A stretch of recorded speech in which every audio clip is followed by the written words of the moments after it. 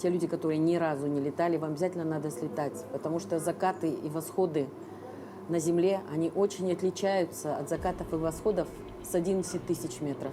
Поэтому обязательно слетайте хотя бы раз и увидьте это своими глазами. Ты одеваешь, когда форму, ты чувствуешь себя леди. А когда ты приходишь на борт самолета, это твой родной дом. Знаете, я даже иногда дома теряюсь, но на борту самолета я знаю четко, где у меня все стоит. Мы все время в движении, мы все время в других странах, мы все время обучаемся.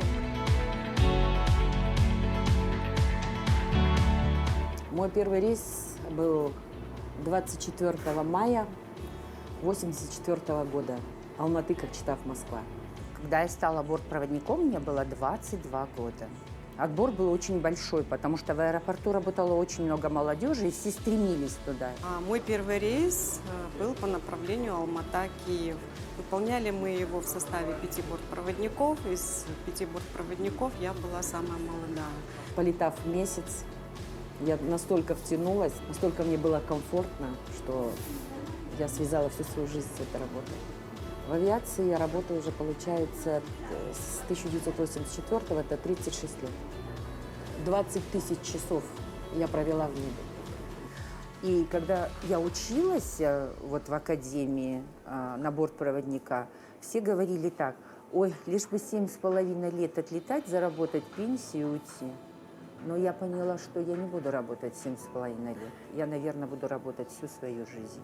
За 34 года моей летной работы я выполнила 17 тысяч полетов. В авиации, в общем, я работаю 31 год. За 31 год я была и бортпроводником, инструктором, бортпроводником, тренером по сервису, бортпроводник-супервайзер. Налет часов примерно 15 тысяч часов. В нашей компании очень много уделяется внимания безопасности, и, соответственно, мы постоянно проходим тренинги. То есть бортпроводник в любой ситуации должен сработать мгновенно. Я сразу поняла, что это сердечный приступ. Нужно было смерить давление, пульс, расстегнуть, подышать с ним вместе. В конце он начал потихоньку отвечать. Я поняла, что он еще не умер, что у нас еще есть время, у нас есть минуты, секунды. В первую очередь, что мы сделали? Мы сделали объявление, есть ли врач на борту.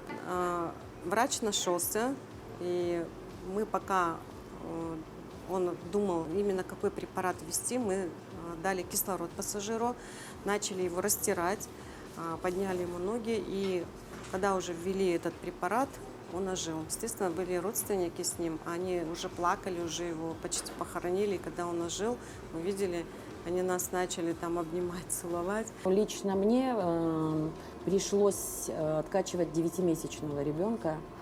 У ребенка поднялась высокая температура, у нее начались судороги. Пришлось брать все в свои руки. Ребенок задышал, и вот мы сидели с кислородом. Командир, конечно, передал земле. Нам дали экстренное снижение. Наш борт снижался самый первый, так скажем, без очереди. Мы довезли ребенка живого. Скорая помощь, медики очень сработали быстро в Эмиратах.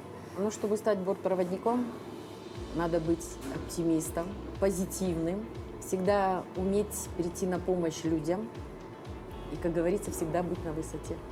Пассажиры нас практически знают всех в лицо. Потом у нас у всех именные бейджики. Мы всегда приветствуем пассажиров при встрече.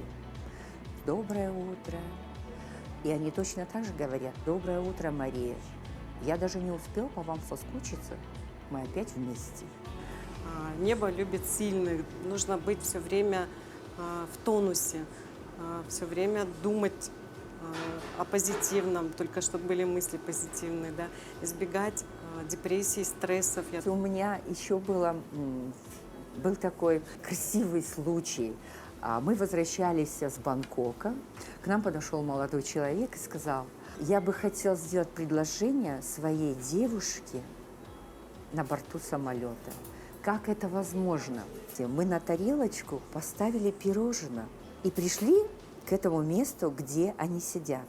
В этот момент мы собрались всей бригадой, и он встал открыл коробочку и сделал предложение своей девушке. И мы подарили именно это пирожное.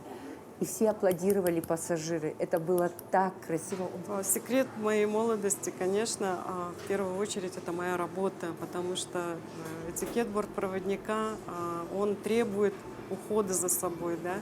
Ну и, конечно, у меня есть свой секрет, когда я прилетаю, либо после отдыха я могу обливаться холодной водой. Если нет возможности облиться холодной водой, я могу после рейса спать с открытыми окнами постоянно, даже зимой. Так как всю свою молодость я провела в небе и, к сожалению, очень мало уделяла внимания своей дочери, сейчас все это внимание отдаю своим внукам. И любой свой выходной я настолько сейчас наслаждаюсь жизнью, и когда я на них смотрю, я настолько счастлива, что я сумела воспитать такую дочь и таких 3 прекрасных внуков. И в них сейчас это вот вся моя жизнь. Я сама занимаюсь картинами и иконами. Я волонтер. У меня в доме живет 5 собак, именно подкидыш. Я их вылечиваю, потом даю объявление и пристраиваю в хорошие руки. Поздравляю с праздником 8 марта наших коллег, а именно девушек и женщин, посвятивших себя авиации, а также наших прекрасных, дорогих пассажирок. Желаю крепкого здоровья, процветания, удачи, любви, красоты и всего самого наилучшего.